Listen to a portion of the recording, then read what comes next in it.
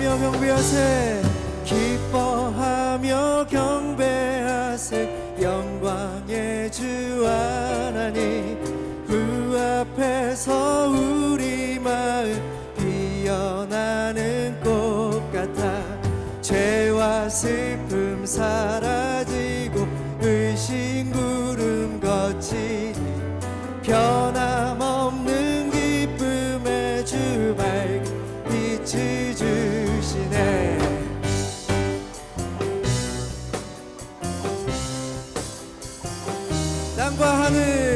땅과 하늘 만물들이 주의 솜씨 빛내고 별과 천사 노랫소리 끊임없이 드높아 물과 숲과 산과 골짜 바다나 모든 만물 주의 사랑 기뻐 찬양 우리 주는 사랑이요 우리 주는 사랑이 복의 근원이시니 삶이 기쁜 샘이 되어 바다처럼 아버지 사랑하네 우리 모두 형제니 서로 사랑하게 도와 박수 치면서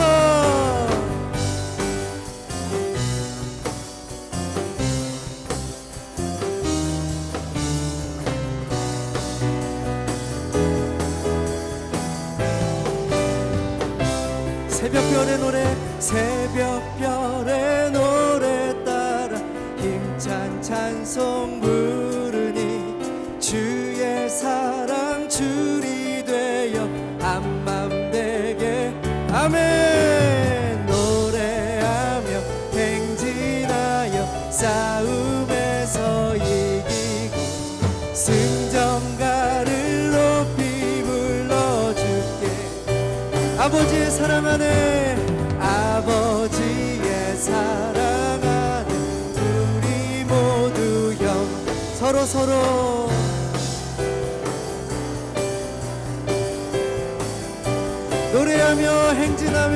노래하며 행진하여 싸움에서 이기고 승전가를 높이 불러줄게 영광 돌리네 주님의 임재 앞에서 관능의 날개 아래서 그의 능하신 행동을 인하여 찬양해 주님의 임재 앞에서 권능의 날개 아래서 그의 능하신 행동을 인하여 찬양해 주의 나라 주의 권세 찬양 중에 기만해 모든 원수 굴복한 주의 임재 앞에 주의 나라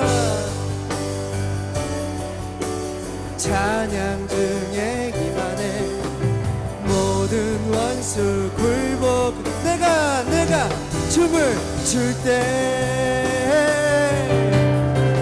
다윗처럼 춤을 추면서 전심으로 주를 즐거워하라 모든 만물들아 찬양하라 영원히 다윗처럼 춤을 추면서 전심으로 주를 즐거워하라 모든 만물들아 찬양하라 영원히 주님의 임재 앞에서 권능의 날개 아래서 그의 능하신 행동을 인하여 찬양해 주님의 임재 앞에서 권능의 날개 아래서 그의 능하신 행동을 인하여 찬양해 주의 나라 주의 권세 찬양 중에 기만해 모든 원수 굴복한 주의 임재 앞에 주의 나라 주의 나라 주의 권세 찬양 중에 임하네 모든 원수 굴복하네 내가 춤을 출때 다윗처럼 춤을 추면서 전심으로 주를 즐거워하라 모든 만물들아 찬양하라 영원히 다윗처럼 춤을 추면서 전심으로 주를 즐거워하라 모든 만물들아 찬양하라 영원 한 번 더 다윗처럼 춤을 추면서 전심으로 주를 즐거워하라 모든 만물들아 찬양하라 영원히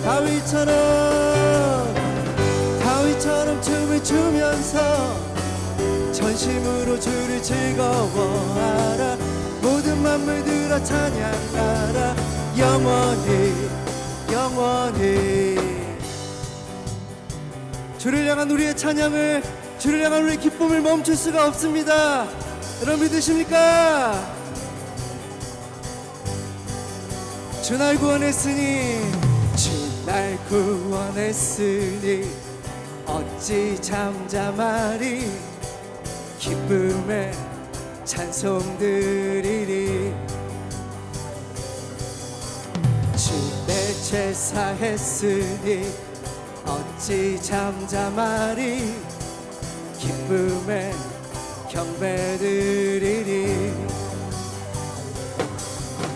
주를 향한 나의 사랑 멈출 수 없네 하나 둘 셋 넷 나 기쁨에 춤추리 내 모든 슬픔 바꾸셨네 나 기쁨에 춤추리 내 모든 삶 주 안에 있네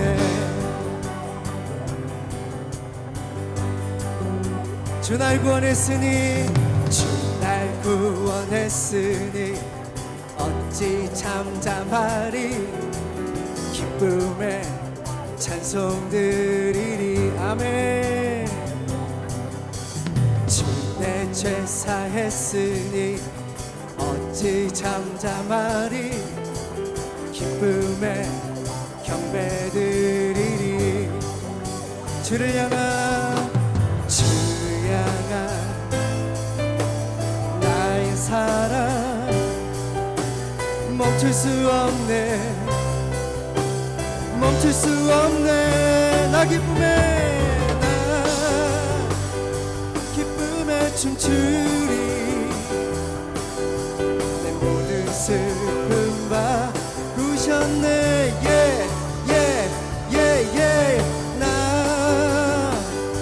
기쁨에 춤추리 내 모든 삶 주 안에 있네 나 기쁨에 춤추리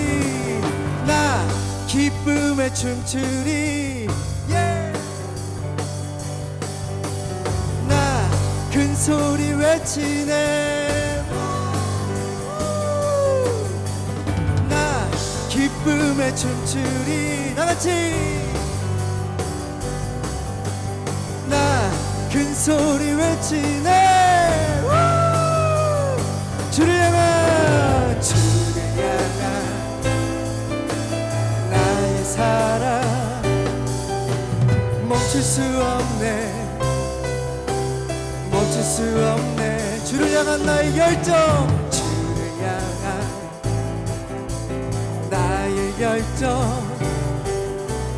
멈출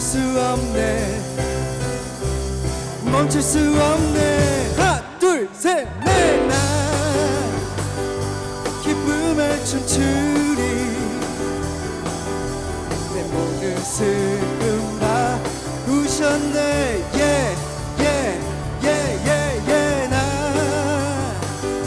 기쁨에 춤추리 내 모든 삶 주 안에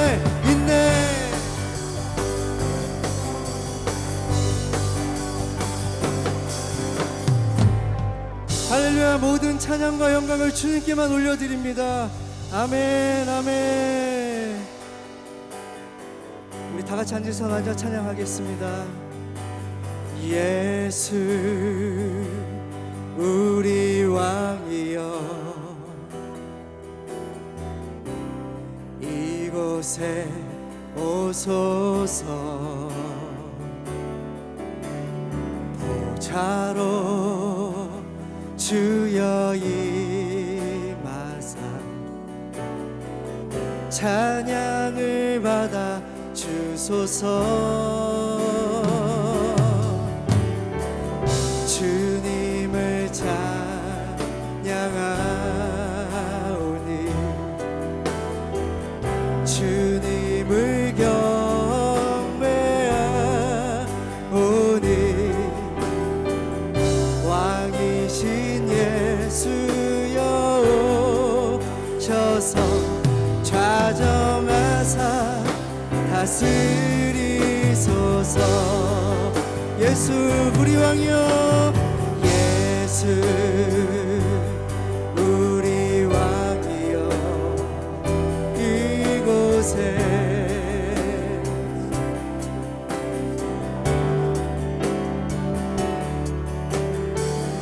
좌로 주여 임하사 찬양을 받아 주소서. 주님을 찬양하오니 주님을 찬양하오니 주님을 경배하오니 왕이신 예수여 오셔서 좌정하사 다스리소서. 고개 들어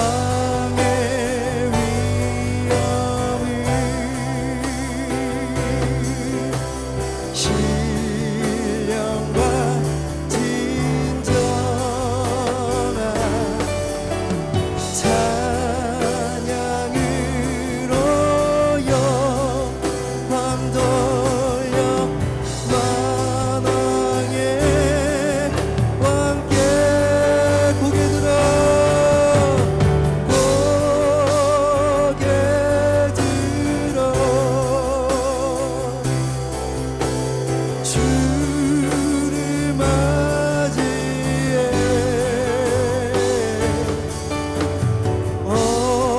엎드리어 경배하며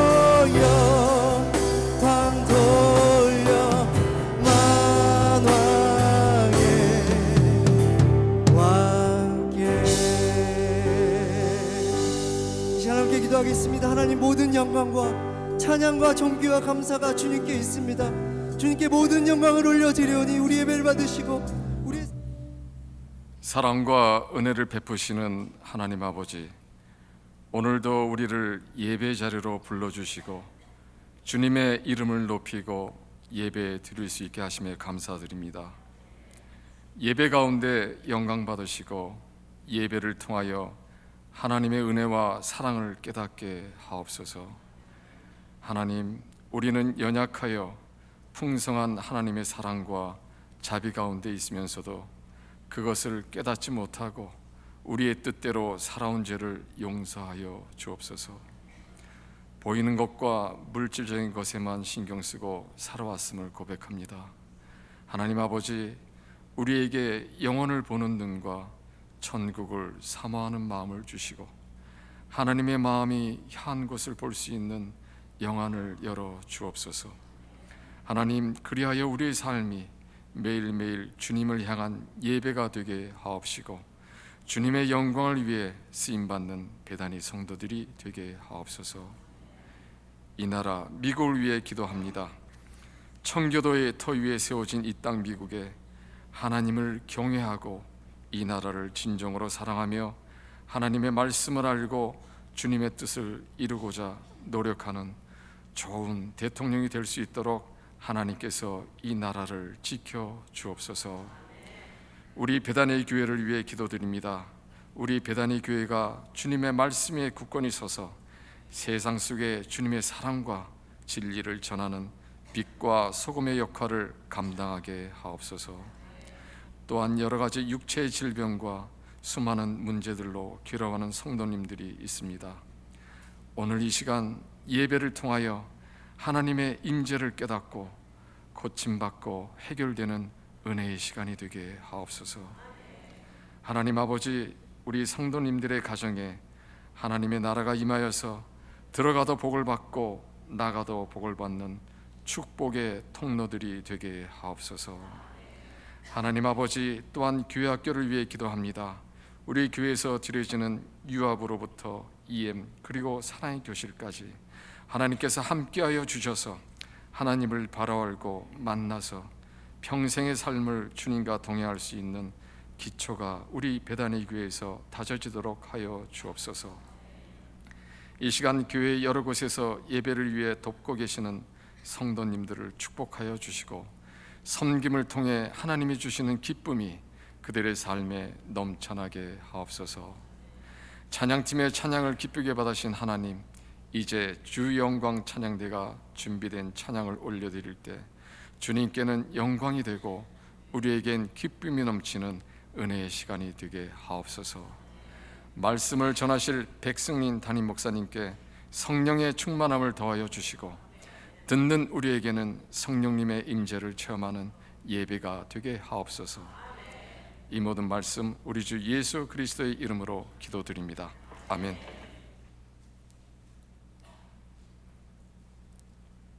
함께 봉독하겠습니다. 예수께서 그 묻고자 함을 아시고 이르시되 내 말이 조금 있으면 나를 보지 못하겠고 또 조금 있으면 나를 보리라 함으로 서로 문의하느냐. 내가 진실로 진실로 너희에게 이르노니 너희는 곡하고 애통하겠으나 세상은 기뻐하리라. 너희는 근심하겠으나 너희 근심이 도리어 기쁨이 되리라. 여자가 해산하게 되면 그 때가 이르렀으므로 근심하나 아기를 낳으면 세상에 사람 난 기쁨으로 말미암아 그 고통을 다시 기억하지 아니하느니라. 지금은 너희가 근심하나 내가 다시 너희를 보리니 너희 마음이 기쁠 것이요 너희 기쁨을 빼앗을 자가 없으리라. 그날에는 너희가 아무것도 내게 묻지 아니하리라. 내가 진실로 진실로 너희에게 이르노니 너희가 무엇이든지 아버지께 구하는 것을 내 이름으로 주시리라. 지금까지는 너희가 내 이름으로 아무것도 구하지 아니하였으니 구하라 그리하면 받으리니 너희 기쁨이 충만하리라. 아멘. 이는 하나님의 말씀입니다. 이 시간 주 영광 찬양대 나오셔서 찬양 올려드린 후에 담임 목사님 나오셔서 광야의 상태란 제목으로 말씀 전하실 때에 큰 은혜 받으시기 바랍니다.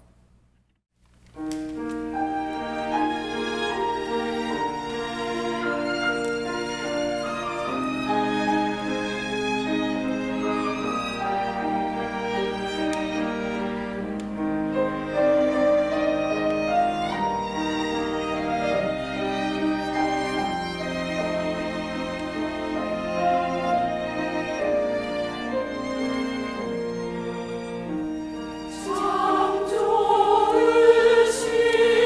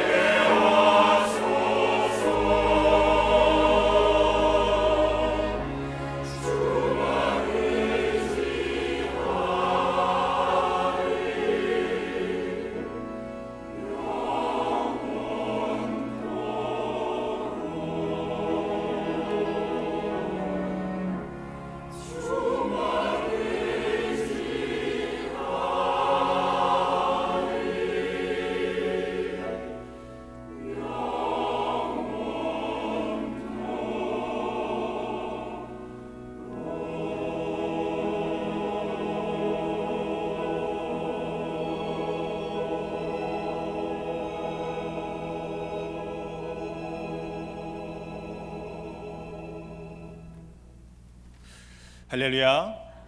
하나님이 주시는 은혜와 평강이 여러분의 삶에 가득히 넘쳐나시는 복을 모두 누리시기를 주님의 이름으로 축복합니다. 찬양의 고백처럼 우리의 인생은 광야라고 비유를 합니다. 특별히 이민의 삶을 살아가는 경우가 더 그런 것 같습니다. 낯선 이국 땅에서 이민자로 살아가는 것이 결코 녹록지 않기 때문입니다. 언어와 문화의 장벽은 생각보다 높습니다. 저는 어렸을 때 한국에서 좀 제법 영어를 한다고 생각했는데 미국에서 제가 영어를 하니까 아무도 못 알아듣더라고요. 영어로 소통의 어려움을 겪으면서 느끼는 어떤 상대적인 박탈감, 자존감이 떨어지는 것은 마치 내가 사고도 생각하는 것도 이 언어가 충분하게 소통이 안 되니까 유치원 어린아이처럼 제 사고도 축소되는 작아지는 경험을 초기에는 많이 했습니다. 그런데 이것이 이민 1세대에만 해당되는 것이 결코 아닙니다. 우리 자녀들의 경우에도 미국에서 태어났어요. 미국 시민권자예요. 우리말보다 영어가 훨씬 더 편한 아이들도 대학에 가면요, 너 어디서 왔니? 물어봐요. 나 뉴저지에서 왔다. 그러면 아니 거기 말고 너 어디서 왔니? 물어본다고요. 그만큼 미국이라는 곳에서 우리가 한국인으로 살아간다고 하는 것은 실은 굉장한 차별을 보이든 보이지 않던 받게 되는 것이 현실입니다. 지금은 대한민국의 위상이 높아져서 그래서 K 문화들이 전 세계 곳곳에 스며들어 있습니다만, 제가 유학을 왔던 20여 년 전만 해도요, 한국의 어느 대륙에 있는지를 모르는 미국 분들이 적지 않았어요. 한국이 어디 있다 대충 아는 분들은요, 그러면 너 노스 코리아냐 사우스 코리아냐 이렇게 물어보는 질문들을 계속해서 받았습니다. 유학원 저도 20여 년 전에 유학원 저도 그런 일들을 겪었는데, 우리 성도님들의 삶을 보면 60년대 70년대 오신 분들은 정말 대단하신 분들이에요. 인종차별이 너무 심했던 그 시절이거든요. 제가 함께 섬겼던 교인 중에 한 분은 53년대에 오신 분이 있어요. 전쟁 직후에 오신 거죠. 여러분, 얼마나 많은 힘겨운 시간들을 보내셨을까요? 그런데 이 이민의 삶을 살아가는 삶을 이렇게 분석해 보면 그냥 간단하게는 두 그룹으로 나눠지는 것 같아요. 한 그룹은 의지할 바 없잖아요. 어디 비비구석이 없는 이 낯선 이국 땅에서 하나님을 만나고 하나님만 붙잡고 하나님만 의지하는 믿음의 삶을 살아가기로 결단한 신앙인들이 있는가 하면, 반면에 믿을 게 없잖아요. 친척도 믿을 수 없잖아요. 그러니까 오직 자기 자신만 믿고 자기 자신 안에 갇혀 사는 삶을 살아가는 사람들도 많더라, 그런 생각을 하게 됩니다. 감사하게도 여기 계신 분들은 다 하나님만 붙잡고 살아가시는 참된 믿음의 사람들이신 줄로 믿습니다. 주님을 놓치지 마십시다. 웨슬리 목사님은 거듭난 신자들의 상태가 거듭나긴 했지만 여전히 가나안까지 가야 하는 신앙의 여정이 마치 광야의 길을 걷는 것과 같다라고 표현을 했습니다. 이스라엘 백성들이 애굽 땅에서 종되었던 그 노예의 삶에서 풀려 해방되었지만 아직 그 자유를 완전히 누리지 못하고 있다는 것이죠. 분명히 하나님께서는 이스라엘 백성들의 고통을 들으시고 애굽의 종살이에서 풀어주셨습니다. 그런데 마치 그와 같이 우리의 영적인 거듭남, born again, 다시 태어났지만 아직 베이비의 상태라는 거예요. 신생아의 상태라는 것입니다. 그래서 그 신생아가 부모의 사랑과 돌봄을 받아서 자라나야 하는 것처럼 영적으로 born again 한 신생의 상태로는 충분하지 않고 계속해서 믿음이 자라나 성화에 이르러야 한다는 사실을 그렇게 표현하고 있는 것입니다. 사실 아이들이 자라면서요, 청소년기를 보내면 질풍노도의 시기라고 말하지 않습니까? 자기가 좀 컸다 생각하고 자기도 성인이다, 그러니까 부모의 말을 잘 듣질 않아요.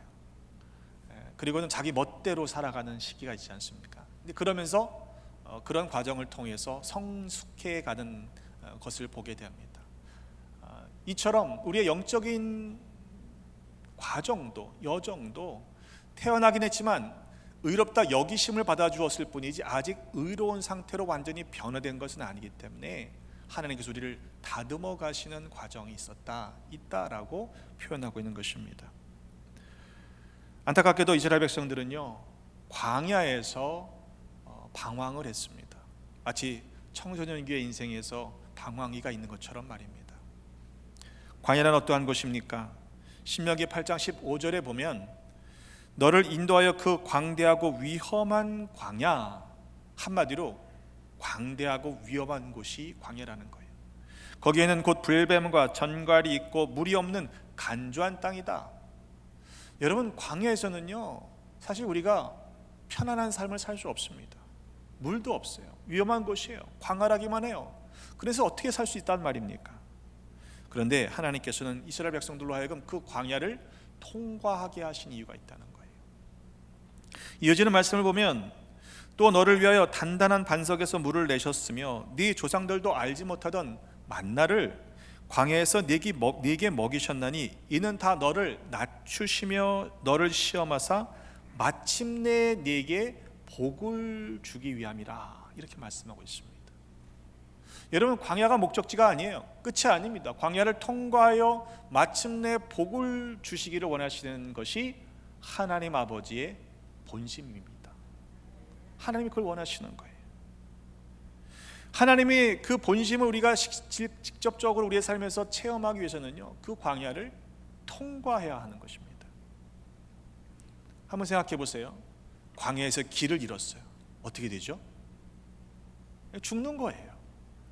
다행히도 좋은 인도자를 만나서, 가이드를 만나서 그 가이드를 잘 따라가면 그래도 그 광야를 통과할 수 있겠지만, 여러분, 좋은 가이드를 만나도요, 만약 그 가이드를 놓쳐버리면 또다시 방황할 수밖에 없는 상황에 처하게 되는 것이죠.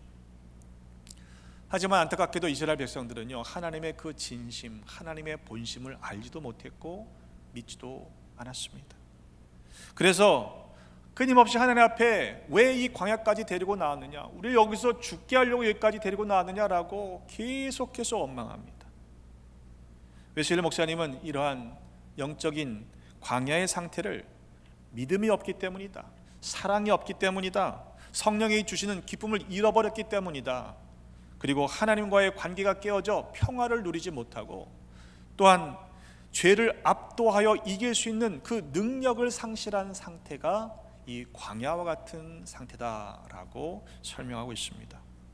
이 광야의 상태를 일으키는 원인은 죄이고 또한 하나님을 알지 못하는 무지함 때문이고 또 죄의 유혹을 받고 있기 때문이라고 설명하고 있습니다.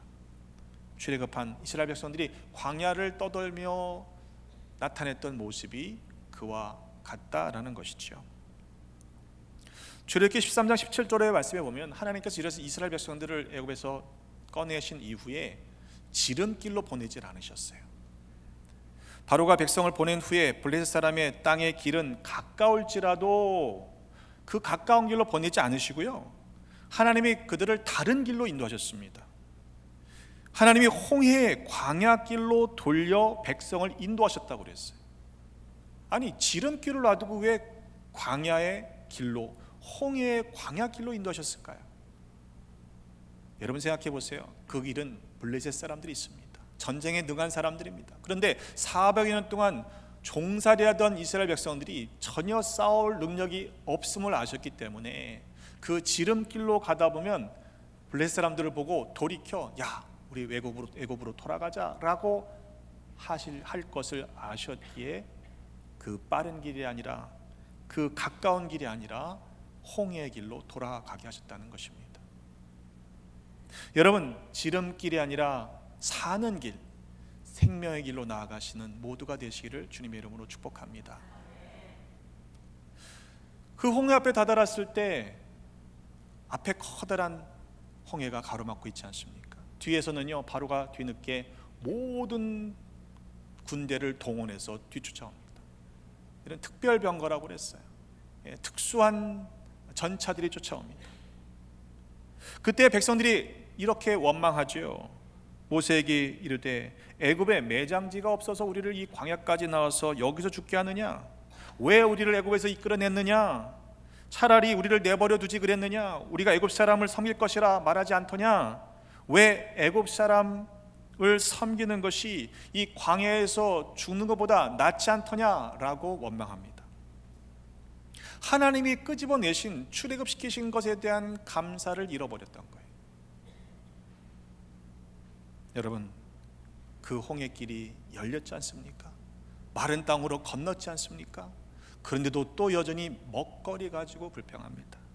출애굽기 16장의 말씀에 보면 온 회중이 광야에서 모세와 아론을 원망합니다. 아니, 우리가 애굽 땅에 있을 때는 고기 가마 곁에서 떡을 배불리 먹던 때가 있었는데 차라리 그때 죽었으면 때까지라도 좋지, 그렇게 얘기한 거예요. 너희가 이 광야로 우리를 인도하여 내어 이 온 회중이 줄여 죽게 하는구나. 굶어 죽이려고 여기까지 데리고 나왔느냐? 종살이하던 때에 배불리 먹던 그 시절이 기억났던 것입니다. 뿐만 아니죠. 출애굽기 17장 3절의 말씀에 보면 물이 없어 목말라 갈증을 느낄 때, 물을 찾을 때 물을 찾지 못하자 또다시 원망합니다. 우리와 자녀와 가축들을 목말라 죽게 하려고 여기까지 끌어냈느냐. 여러분, 이게 한 번, 두 번이 아니잖아요. 민수기 11장의 하반절의 말씀에 보면 그들 중에 섞여 사는 다른 민족이, 종족이 탐욕을 품을 때 이스라엘 백성들도 함께 그 먹던 것이 생각이 났습니다. 온 백성이 울면서 원망합니다. 차라리 우리가 애굽에 있을 때는 값없이 생선과 오이와 참외와 부추와 파와 마늘들을 먹은 것이 생각났는데 지금 이게 뭐냐는 거예요. 우리가 기력이 다쇠해서 우리에게는 지금 이 만나 외에는 아무것도 보이는 것이 없다라고 불평합니다. 여러분, 없었던 것이 아니에요. 만나를 주셨잖아요. 만나가 뭐예요? 하늘로부터 주시는 매일매일의 일용할 양식이 만나 아닙니까? 여러분, 하나님의 은혜가 없었던 것이 아니고 하나님의 은혜를 날마다 경험하면서도 그들은 불평했어요. 원망했어요. 이게 뭐냐는 거죠. 그들이 고기를 달라고 할 때에 모세도 지쳤습니다. 내가 이 백성을 낳았습니까? 왜 나한테 이런 중한 짐을 맡겨서 나 정말 죽겠습니다. 차라리 죽여주십시오. 근데 하나님께서 고기를 주시되 아주 질리도록 주마, 이렇게 말씀하세요. 그러니까 모세도 믿지 못했습니다. 아니, 이 많은 백성을 어떻게 질리도록 고기를 주신다는 겁니까? 에이, 말도 안 되는 소리 하지 마세요. 어떻게 했습니까? 메추라기 떼를 모아오시죠. 그랬더니 이스라엘 백성들이요, 고기 먹고 싶었던 백성들의 눈이 뒤집혔어요. 백성들이요, 하루 종일 종야, 그리고 그 다음날 종일토록 사방에서 자기들을 위하여 고기를, 그 메추라기를 잡아드립니다. 성경에 보니까 적게 거둔 사람도 10호멜이라고 그랬어요. 오늘날 도량형으로 환산하면 적게 거둔 사람이 1톤을 거둬들인 겁니다. 여러분, 상상해 보세요. 근데요, 하나님은 그들의 탐욕을 심판하셨죠. 그 고기가 아직 이 사이에 끼어 있을 때 그들을 심판하시고 재앙을 내리십니다. 그곳을 기브롯 핫다와라고 불렀던 곳으로 명명하십니다. 여러분, 그것이 끝이 아니에요. 민수기 21장으로 가보면 그 모든 일들을 겪고 난 이후에도 백성들은요, 여전히 하나님과 모세를 향하여 원망합니다. 우리를 애굽에서 인도하여 내어 이 광야에서 죽게 하겠느냐? 이곳에는 먹을 것도 없다, 물도 없다. 우리 마음이 이 하찮은 음식을 싫어하노라. 이게 뭐냐라고 했던 만나를요, 이제는 하찮은 음식이라고 얘기합니다. 그게 뭐예요? 하나님이 주는 은혜잖아요. 여러분, 지금 여러분들이 불평하고 원망하는 대상이 혹시 있다면, 혹 전에 우리가 그거 달라고 간절하게 기도하고 구해서 주신 선물들이 아니던가요? 근데 이제는 그것이 이게 뭐냐라고 하는 것으로 변질되고, 또한 이 하찮은 음식으로 여겨지는 것들은 없습니까? 여러분 같으면 어떻게 하시겠어요? 우리는 안 그랬을까요? 주부가 밥상에다가 흰 쌀밥만 한 달 내내 올린다고 생각해 보세요. 그거 감사히 먹을 남편들은 거의 없습니다. 아마 우리들은 이스라엘 백성보다 더 불평하고 원망했을지도 모릅니다. 여러분, 장정만 60만 명이나 됩니다. 처자들을 다 따진다면요, 식구들을 다 따진다면 적어도 좋게 200만 명은 되었을 것이라고 우리는 추측합니다. 먹고 마시는 것도 넉넉하지 않았으니까 여러분 씻는 걸 제대로 씻었겠어요? 냄새도 났을 겁니다. 먹는 거 그렇다 치고요, 화장실 문제는 어떻게 해결했을까? 그런 생각도 해봐요. 여러분, 그 민족이 오합지졸의 민족이 대이동을 하기 위해서 하나님은 진을 만드시고 진영 가운데로 질서를 지켜 움직이게 하셨습니다. 그러나 그 모습을 보면요, 하여튼 그냥 거짓대도 그런 거짓대가 없었을 것 같아요. 그런데 아십니까? 하나님은 그럼에도 불구하고 그들과 함께 광야를 걸어가셨다는 거예요. 그들에게 순종의 훈련을 시키셨던 그곳이 광야라는 이야기입니다. 하늘의 만나는요, 매일매일 주신 일용할 양식입니다. 그런데도 백성들은 그 일용할 양식을 인하여 원망하고 불평했습니다. 여러분, 어제 먹은 걸 잊어버렸어요. 어제 먹은 건 어제 먹은 거고, 오늘은 그냥 오늘이라 치고 내일 먹을 걸 아직 안 주셨으니까 불평하는 거예요. 여러분, 며칠치는 남겨도 있어야 하잖아요. 아니, 몇 년치 양식이 있어야지만 우리가 걱정하지 않고 근심하지 않고 그래, 이 정도면 됐다라고 살아가지 않습니까? 그런데 성경은요, 주님은요, 그러한 자기를 위하여 재물을 쌓아놓고 하나님께 대하여 부여하지 못한 자에 대한 말씀을 하시지 않습니까? 여러분, 그것은 곧 믿음의 문제입니다. 그런데 하나님은요, 그런 믿음이 없던 백성들을 지키시고 인도해 주셨습니다. 출애굽기 13장 21절의 말씀에 보면 여호와께서 그들 앞에서 가시며 낮에는 구름 기둥으로 그들을 인도해 주셨고 밤에는 불 기둥을 그들에게 비추사 낮이나 밤이나 진행하게 하셨다. 낮에는 구름 기둥, 밤에는 불 기둥이 백성 앞에서 떠나지 않았다. 항상 광야 가운데 백성들과 함께 하셨다는 말이에요. 훗날 느헤미야 선지자가요, 그 일을 이렇게 기억하고 있습니다. 느헤미야 9장 12절에 보면 낮에는 구름 기둥으로 인도하시고 밤에는 불 기둥으로 그들이 행할 길을 그들에게 비추셨사오며 그래요. 하나님이 안 계신 것이 아니라 너희들이 어디로 가야 한다라고 하는 것을 비추어 주셨다는 겁니다. 그 행할 길을 말입니다. 또한 느헤미야 9장 19절로 21절에 보면 주께서는 주의 크신 궁휼로 그들을 광야에 버리지 아니하시고 길을 인도하며 밤에는 불기둥이 그들이 갈 길을 비추게 하셨사오며 40년 동안 들에서 기르시고 부족함이 없게 하셨다고 그랬습니다. 40년 동안 들에서 그들을 기르시고 부족함이 없도록, 옷이 헤어지지 않도록, 발이 부르트지 않도록 하나님께서 공급해 주셨다는 거예요. 여러분, 그 정도로 하나님 하셨다면 좀 잘 깨닫고 순종했으면 얼마나 좋았겠습니까? 하지만 이스라엘 백성들은요, 그러질 않았어요. 처음부터 그랬어요. 심지어는 하나님께서 시내산에 오른 모세에게 이스라엘 백성들이 어떤 말씀의 삶을 살아가야 할지 계명을 주시고 계시는 하나님이 일하시는 순간에도 죄를 지었습니다. 40일 동안 내려오지 않는 모세가 더디 내려옴을 보고 모세 어떻게 되는지 알지 못하니까 우리를 인도하여 신을 만들라. 그러니까 아론이요, 정신을 차려야 되는데 백성들의 부추김에 못 이겨서 금 조가지를 가져와라. 금을 가지고 조각한 금 신상, 금 송아지를 만들지 않습니까? 그리고요, 그들이 뭐라고 얘기하는지 아십니까? 이스라엘아, 이는 너희를 애굽 땅에서 인도하여 낸 너희의 신이로다. 아론이 그렇게 얘기하는 백성들을 책망하지 않아요. 뭐라고 얘기합니까? 내일은 여호와의 절일이다. 우리 다 함께 모여서 제사 드리자. 번제를 드리고 화목제를 드렸어요. 아침에 일어나서 그들이 제사를 드리며 먹고 마시며 뛰놀았습니다. 여러분, 그 금송아지를 보고서요, 자신들을 거기까지 인도해낸 여호와 하나님이라고 여겼다는 거예요. 무지에도 그렇게 무지한 백성이 있을 수 있습니까? 그런데 훗날 스데반 집사가 설교할 때에 이 장면을 모세를 이렇게 소개하고 있습니다. 사도행전 7장 38절에 보면 시내산에서 말하던 그 천사와 우리 조상들과 함께 광야교회에 있었다 그랬어요. 그 광야를요, 교회라고 부른 거예요. 문제가 그렇게 많았던 백성입니다. 그런데 하나님은 광야에서 그 백성을 교회로 삼으시고 훈련을 시키셨던 것입니다. 자주 말씀드립니다만 이 광야라는 단어의 어원과 히브리어에서는요, 지성소라는 단어의 어원과 순종이라는 단어의 어원이 같아요.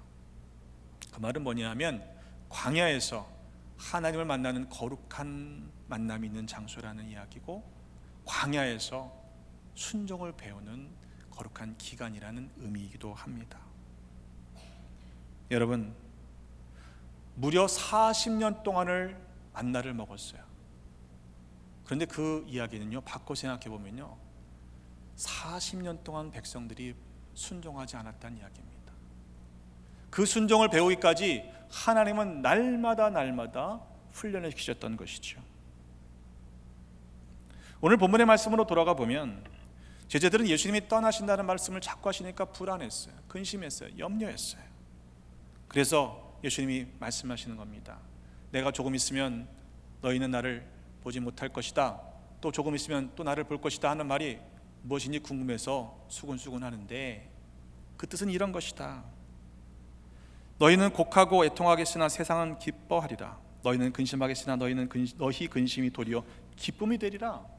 근심하지 말라는 말씀이에요. 그 근심이 변하여 기쁨이 될 것이다. 마치 산모가 이제 출산한 날이 가까우면 마음에 근심이 하지만, 그러나 아기를 낳아서 그 생명을 보면 그 고통을 다 잊어버리듯이 너희가 지금은 근심하지만 그 근심이 변하여 기쁨이 될 것이다. 그 기쁨을 빼앗을 사람이 아무도 없을 것이다 라고 말씀하시는 겁니다. 제자들이 왜 근심했을까요? 예수님의 말씀이 무엇인지를 몰랐기 때문에 그래요. 또한 그 말씀을 통해서 하나님이 하시고자 하시는 일들을 온전히 믿지 못했기 때문입니다. 여러분, 모르는 것도 문제이지만 자신이 모르는 걸 모르고 열심히 하는 게 더 큰 문제입니다. 그렇잖아요? 실제로 16장 1절로 3절에 보면 이미 그 말씀을 하셨어요. 제자들에게, 야, 너희들 가운데 잡혀갈 사람도 있고, 그리고 너희들이 출교당할 것이고, 뿐만 아니라 너희들 중에는 죽임을 당할 사람도 있을 것이다. 그런데 무릇 너희를 죽이는 사람들이 생각하기를 이것이 하나님의 일이라, 하나님을 섬기는 일이라 할 것이라, 그렇게 생각할 것이라고 말씀하셨어요. 하나님이 원하시는 일들을 방해하고 회방하는 일을 하면서도 그것이 하나님을 섬기는 일이라고 생각할 것이라는 이야기입니다. 그들이 이런 일을 할 것은 아버지와 나를 알지 못하기 때문이라고 말씀하셨어요. 훗날 바울은 이러한 죄가 얼마나 심각한지를 증거했습니다. 로마서 10장 2절로 3절의 말씀에 보면, 내가 증언하노니 그들이 하나님께 열심히 있으나 올바른 지식을 따른 것이 아니니라. 하나님의 의를 모르고 자기 의를 세우려고 힘써 하나님의 의에 복종하지 않았다고 그랬어요. 여러분, 열심만 가지면 안 됩니다. 열심의 방향이 중요합니다. 하나님의 의를 모르고 자기 의를 세우려고 하나님의 의를 회방하는 일이 있다면, 여러분, 이처럼 심각한 죄가 또 어디 있겠습니까? 내비게이션이 없던 시절에 미국에서 운전하실 때 대부분 지도를 가지고 그 지도를 보면서 운전하셨을 겁니다. 근데 길 찾기가 생각보다 쉽지 않아요. 근데 대부분의 남자분들은요, 길을 잃어버려도 티를 내지 않습니다. 눈치를 챌 때까지 그냥 나는 잘 가고 있다라고 그렇게 운전을 해요. 그냥 옆에다 차를 세우고 좀 물어보면 좋은데 자존심이 상해서 안 물어봐요. 고집을 피우는 만큼 고생하는 거죠. 근데 요즘엔 어떻게 합니까? 내비게이션이 알려주잖아요. 길을 잘못 놓치면 계속 이렇게 잔소리를 해요. 그런데 그 이야기를 또 안 듣습니다. 내가 갈 길 간다는 거죠. My way. 제가 가깝게 지내는 선배 목사님 내외가 있는데, 이제 시식 캠퍼스 커플이에요. 신학교 시절부터 아주 그냥 닭살 커플입니다. 그분들이 운전을 하다가 선배 목사님이 길을 잃었어요. 여보, 내가 길을 잃어버렸네. 그랬더니 그 사모님이 뭐라고 그러시냐면, 여보, 괜찮아, 나는 당신이라면 어디라도 갈 수 있어, 함께라면. 그랬다는 거죠. 닭살 커플이죠. 여러분, 그게 맞지 않아요? 사랑하면 같이 가면 되잖아요. 우리가 주님을 사랑하면, 주님과 함께라면 어디를 가도 문제가 되지 않아야 하는 것 아닙니까? 근데 우리는 여전히 마이 웨이를 가겠다는 거예요. 주님이 원하시는 His way를 가려고 하지 않아요. 기도하는 우리들이 적어도 때로 인생 가운데 방향을 알지 못해서 힘들 때 주님께 부르짖지 않습니까? 주님, 어디로 가야 할지 모르겠습니다. 길 좀 가르쳐 주세요 라고 부르짖는 기도를 하실 경우도 있습니다. 그런데 그때 주님 말씀하시죠. 야, 내가 길이다. 내가 길이다. 내가 곧 길이요 진리요 생명이니 나로 말미암지 않고는 아버지께로 올 자가 아무도 없다 말씀하십니다. 여러분, 지름길을 찾지 마십시오. 생명 되시는 주님, 주님을 붙잡고 떠나지 않아야 영생에 이르게 될 줄로 믿습니다. 요한복음 16장 4절로의 말씀에 보면 우리가 읽은 말씀의 전반부에 해당되는 이야기입니다. 이전의 말씀입니다. 처음부터 이 말을 하지 않은 것은 내가 너희와 함께 있었습니다. 내가 이 말을 하니까 너희들이 지금 근심하는데 걱정하지 마. 내가 실상을 말하겠다. 내가 떠나가는 것이 너에게 유익이다. 내가 떠나가지 않으면 보혜사 성령님이 오시지 않을 거야. 내가 가면 내가 그를 너희에게로 보낼 것이다. 진리의 성령이 오시면 그가 너희를 모든 진리 가운데로 인도하실 것이다. 걱정하지 말아라. 염려하지 말아라.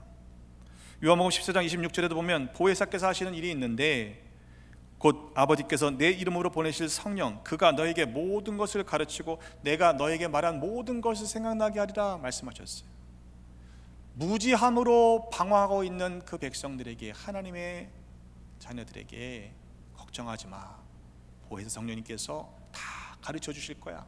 성령님이 인도하신 대로 따라 살아가면 너희들은 살 거야 라고 은혜를 약속하신 것입니다. 요한복음 16장 23절로에 우리가 읽은 말씀에 보면 그날에는 너희가 아무것도 내게 묻지 아니하리라. 내가 진실로 진실로 너희에게 이르노니 너희가 무엇이든지 아버지께 구하는 것을 내 이름으로 주시리라. 지금까지 너희가 내 이름으로 구하지 않았지만 구하라. 그리하면 받으리니 너희 기쁨이 충만하리라 말씀하셨습니다. 여러분, 근심 가운데 있는 분들이 있습니까? 우리 주님의 이름으로 하나님께 구하시기를 바랍니다. 그 근심이 변하여 기쁨이 되게 하실 줄로 믿습니다. 기도해야 합니다. 하나님의 뜻을 알 수 있는 유일한 길은요, 다른 게 없어요. 말씀과 기도입니다. 여러분, 지금 기도의 자리에 얼마나 가까이 나아가 엎드리고 계십니까?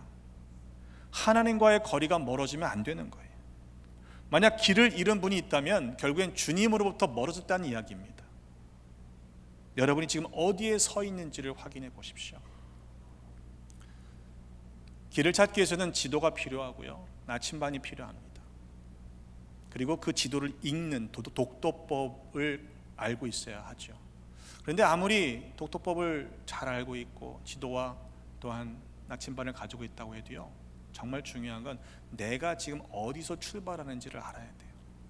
그걸 모르면요, 그 지도는 나침반은 소용이 없기 때문입니다.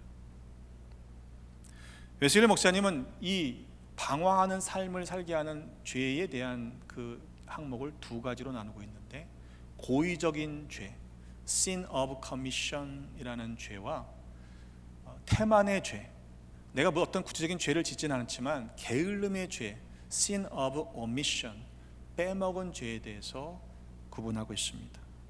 그런데 이 빼먹은 죄, sin of commission에 대해서는 우리가 그렇게 심각하게 여기지 않는 경향이 있어요. 어떻게 설명하시냐면요, 이 sin of commission, 고의적인 죄는 성령의 불 가운데 물을 쏟아붓는 것이다 라고 설명하고 있고, 반대로 이 sin of omission은 성령의 불 가운데 활활 타오르는 그 장작 더미를 빼내서 불을 꺼트리는 행위다 라고 말씀하고 있어요. 라오디게아 교회가 아마도 태만죄에 해당했지 싶습니다. 내가 네 행위를 아노니 네가 차지도 아니하고 뜨겁지도 아니하도다. 네가 차든지 뜨겁든지 하기를 원하노라. 네가 이같이 미지근하여 뜨겁지도 아니하고 차지도 아니하니 내 입에서 너를 토하여 버리리라. 근데요, 정작 이 교회는요, 괜찮다는 거예요. 네가 말하기를 나는 부자라 부유하여 부족한 것이 없다.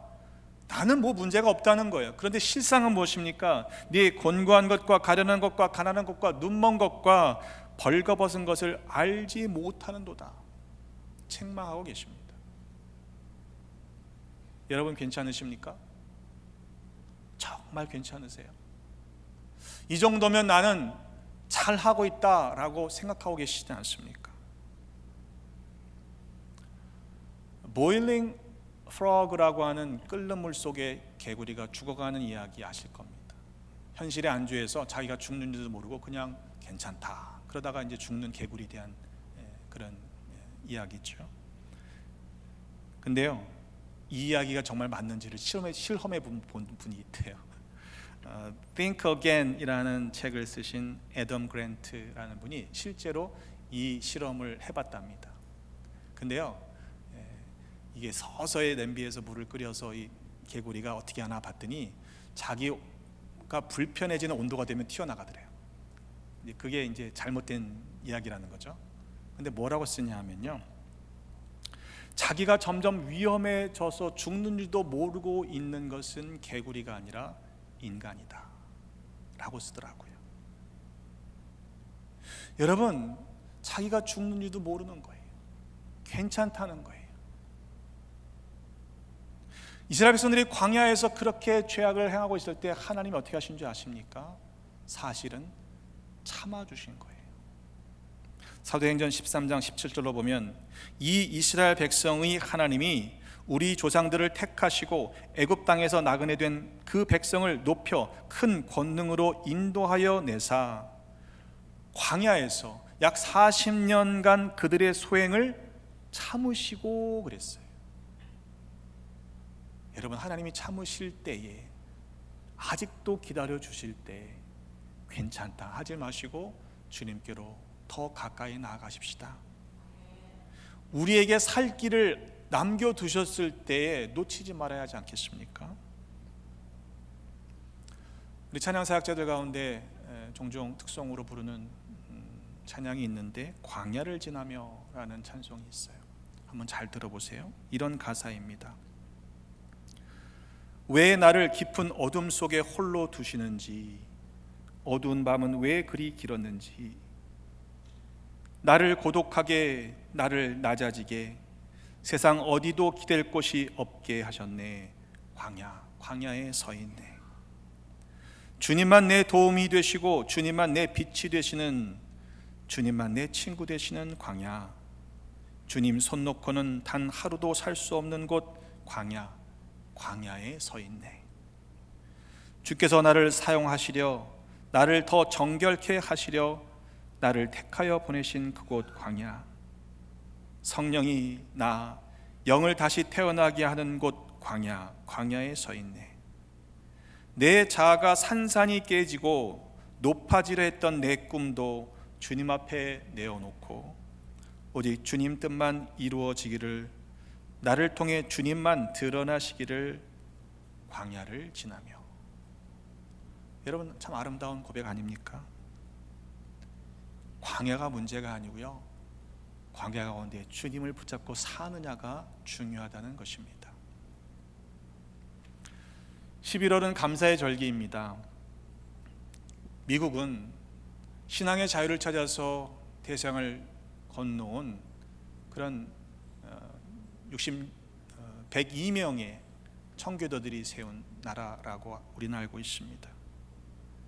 그 배의 크기가요, 그렇게 크지 않아요. 길이가 33m, 폭이 8m밖에 안 되는 그 배에 102명의 사람들이 탔어요. 66일간의 항해를 하면서 얼마나 두려웠을까요? 여러분, 그들이 내린 이 땅에서요, 그 해 겨울을 견뎌내고 3월까지 살아남은 사람이 47명입니다. 여러분, 그들은 자신들의 신앙을 지키기 위해서 목숨을 건 선택을 했어요. 그리고 그 신앙을 지키기 위해 그 희생을 아끼지 않았습니다. 오늘 우리가 결단해야 할 것이 있다면 무엇일까요? 주님께서는 말씀하십니다. 요한복음 16장 마지막 말씀에 보면 이것을 너희에게 이르는 것은 너희로 내 안에서 평안을 누리게 하려 함이라. 불안해하지 말라고 말씀하십니다. 세상에서는 너희가 환난을 당하나 담대하라. 내가 세상을 이기었노라. 아멘. 여러분, 환난 가운데 있으실지라도, 광야 한복판에 있으실지라도 두려워하지 마십시다. 마침내 복을 주시는 하나님께서 우리의 아버지가 되시기 때문입니다. 더 이상 방황하지 마십시오. 길 대신 주님으로부터 멀어지지 마십시오. 할 수만 있다면 어떻게 해서든지 주님을 꼭 붙잡고 끝까지 함께 달려가십시다. 우리에게 주신 이 한 해의 표의 말씀이죠. 이사야 43장 19절에 보면 보라 내가 새 일을 행하리니 이제 나타낼 것이라 너희가 그것을 알지 못하겠느냐 반드시 내가 광야의 길을 사막의 강을 내신다고 말씀하고 계세요. 여러분 광야에 무슨 길이 필요해요? 널린 게 길이잖아요. 그런데 아니요, 광야에서 길을 찾아야 합니다. 광야에서 길을 잃어버리면 죽기 때문입니다. 우리 길 대신 주님을 만나고 주님과 꼭 붙어 그 길을 감으로 말미암아 마침내 복을 누리는 사랑하는 베다니의 모든 성도들 되시기를 주님의 이름으로 축복합니다. 기도하겠습니다. 하나님 아버지, 은혜와 사랑에 감사드립니다. 광야 같은 인생길에서 낮에는 구름 기둥으로 밤에는 불 기둥으로 인도해 주시고 지켜주셨으니 감사드립니다. 그러나 돌아보니 때로 하나님의 뜻을 모르고 힘써 하나님에 의해 복종하지 않았던 때가 있었으니 하나님 우리들의 죄를 용서하여 주옵소서. 더 이상 광야에서 방황하지 말게 하시고 오직 광야에서 만난 하나님만 의지하며 살아가게 하여 주옵소서.